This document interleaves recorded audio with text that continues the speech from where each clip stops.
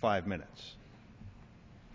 Thank you, Mr. Speaker. Let me first thank my colleagues in the Congressional Black, Hispanic, and Asian Pacific American caucuses for coming to the floor to denounce the deeply partisan and divisive effort by congressional Republicans to hold Attorney General Holder in contempt. We need to be doing what the American people elected us to do, and that's to create jobs and to get our economy back on its feet.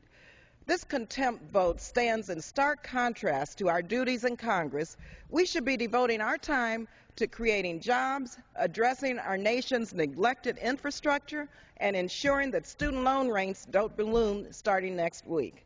Too many hardworking American families are looking for their next paycheck, and yet this Tea Party-led Republican Congress is wasting precious legislative time and energy on a purely partisan effort to generate conflict where none exists.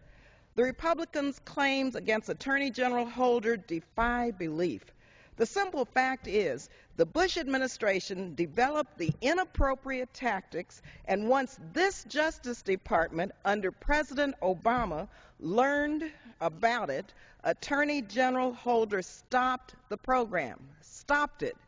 So instead of handling our nation's priorities, this Tea Party-led Republican Congress is choosing to stick its head in the sand, ignoring the wide range of documents and open cooperation provided by the Justice Department, but now engage in a game of political theater with no regard for struggling families across America.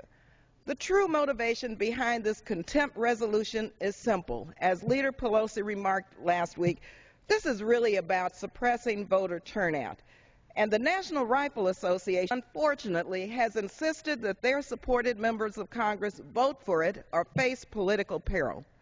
Let me tell you, these Tea Party Republicans don't like it when their ideological efforts to prevent people from voting get blocked by the Justice Department doing its job, and that's defending the Constitution of the United States. They know they can't win in judicial courts, and they cannot win in the court of public opinion. So instead, they are doing all they can to undermine the Justice Department by dragging Attorney General Holder through the mud, making endless demands, changing the goalposts, and monopolizing his time so that they can continue their efforts to undermine the democratic process. And they're asking for information that would violate the law. Furthermore, this is unprecedented. The House has never voted to hold an Attorney General in contempt. Mr. Speaker, the American people are sick and tired of seeing these Tea Party Republicans pursue a senseless and destructive agenda. There's a reason that Congress has the lowest approval rating in history, and it has everything to do with efforts like this. Contempt vote that does nothing to improve the economy, does nothing to create jobs, and does nothing to strengthen our middle class or to help those trying to raise themselves out of poverty.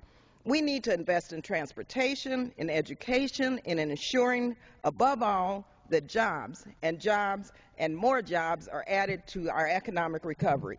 We only have a matter of weeks before Congress effectively shuts down for the August recess, and we cannot waste any more time doing anything other than putting Americans back to work.